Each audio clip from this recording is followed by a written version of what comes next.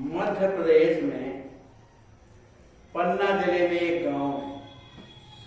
वहां एक पंडित जी अपने गुरु भाई भी हैं और उनको लोग गांव के लोग भोले भोले कहते हैं। भोले उनका परिवार, उनके माता जी, पिताजी, उनके भाई बहन और उनके बाबा, माने काफी लंबा परिवार और समर्थवान, माने पहचाने जाने सभी राजनेता भी, तो लोग उनका आदर करते थे। घर में संपन्न था सब कुछ, कोई कमी नहीं, लेकिन समय भी किसी को छोड़ता नहीं। समय आया जो राजनेता बाबा कहलाते थे वो भगवान उनको उठा करके ले गए।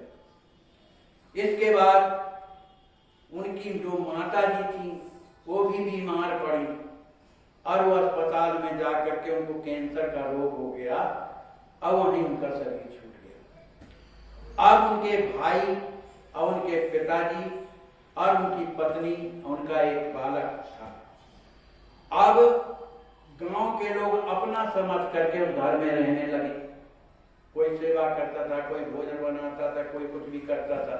रिश्तेदारों ने भी सुना कि भाई माँ खत्म हो गई है, तो दरवाजे में आए, वो भी सेवा करते थे। वो लोग ऐसी सेवा करते थे जैसे हमारा ही घर हो। और करते क्या थे कि जो भी घर में मिलता था, सोना चांदी रुपया पैसा बर्तन जो भी मिलता था, सब धीरे धीरे ले जा करके उस घर को खाली कर, कुछ बचा नहीं।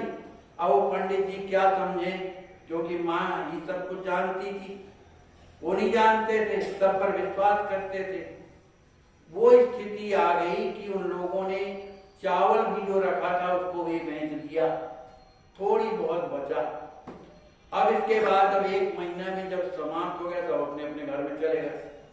अब उनकी पंडित तानी ने कहा कि एक तो घर में कुछ नहीं, थोड़ी बहुत गल्ला पड़ा हुआ है, न बर्तन है न भांडे हैं, सब ले गए। केवल जो थालियां रोज में चलती थी वो भर पकाया, बाकी सब कुछ ले। अब तो पंडित जी ने कहा भाई क्या करोगे, अब विपत्ति आई है तो भोगना पड़ेगा, भगवान का सहारा लो, भजन करो, जो होना होगा तो होगा। अब स्थिति ये आ गई कि जो घर में और था गल्ला पानी, वो अपने भाइयों को सबको खिला हिला करके वो भी समाप्त हो गया। जिंदगी में कभी किसी की जो है मजदूरी की नहीं, लेकिन समस्या ये आ गई कि मजदूरी करनी ही पड़ेगी, वहीं तो फिर खाओगे क्या।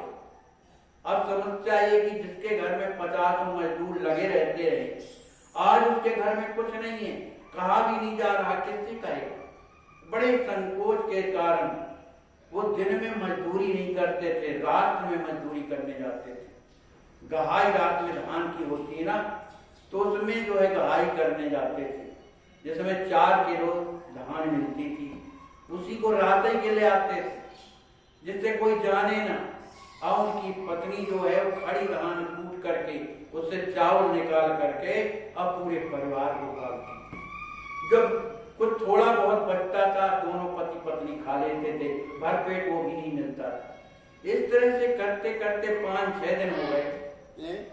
5-6 दिन व्यतीत हो गए, रोजाना कमाना, उसी से गुजर बसर, उसी से लड़के बच्चे पा रहे, भाई लोग खा रहे और दोनों पति पत्नी भूखे रहते थे। कारण यह हुआ कि उनके जीवन में कमजोरी आने लगी। जो काम किया जाता था वो काम भी नहीं होता था। जब विपत्ति आती महाराज तो ऐसे ही होता है। अब उनकी ये स्थिति हो गई दोनों की कि ना उनसे मेहनत की हो ना इससे, लेकिन करना है क्योंकि भोजन चाहिए। तो रात्रि के समय नींद नहीं आ रही थी भूख के कारण। दोनों पति पत्नी पंडित जी भगवान के पास अपने गुरुदेव के पास बैठे थे, जिस कमरे में गुरुदेव विराजते माने पूजा रहती, उधर बैठे थे।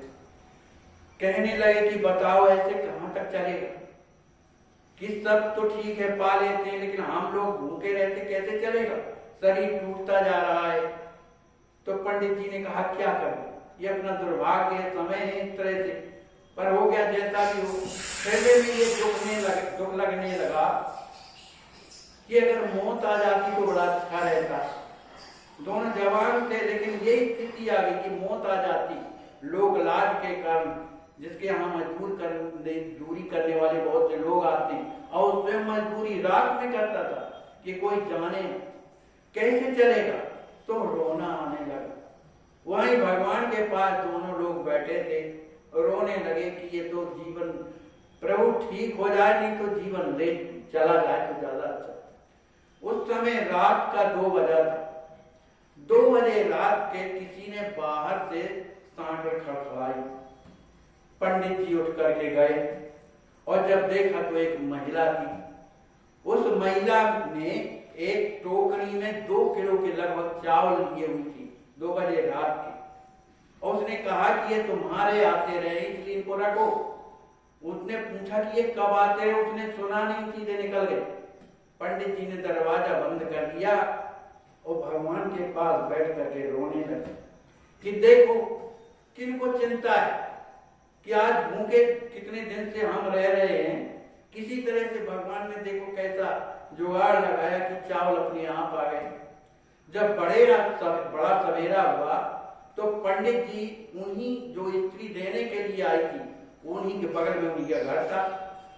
उसको जैसे देखा तो कहा उनकी भाभी लगती थी, तो कहा भाभी ये तो बताओ 2 बजे रात के चावल देने की क्या आवश्यकता थी, दिन में भी तो दिया जा सकता है। तो कहने लगी कि भैया मैं नहीं गई हूँ, मुझे तो पता नहीं कहाँ का चावल कैसा चावल, मुझे कोई जानकारी नहीं। तो किसने किया? गुरुदेव के सच्चे भक्त थे, वो गुरुदेव को मानते थे ज्यादा। तो किसी तरह से 2 किलो चावल जब मिले, पंडित जी कह रहे थे उसी दिन से उनकी स्थिति अपने आप सुधरने लगी। उनके गुरुदेव का क्या नाम था? श्री राम भूषणदास जी महाराज, उनके वो शिष्य थे। उनकी स्थिति सुधरने लगी। सुधरते सुधरते ये स्थिति आ गई कि सभी लड़के नौकरी चाकरी में लगे, उनके भाई भी नौकरी में लग गए और खाने पीने लगे, और आज से आनंद से। बोलिए श्री सद्गुरुदेव भगवान की जय। धन्य उनकी माता पिता को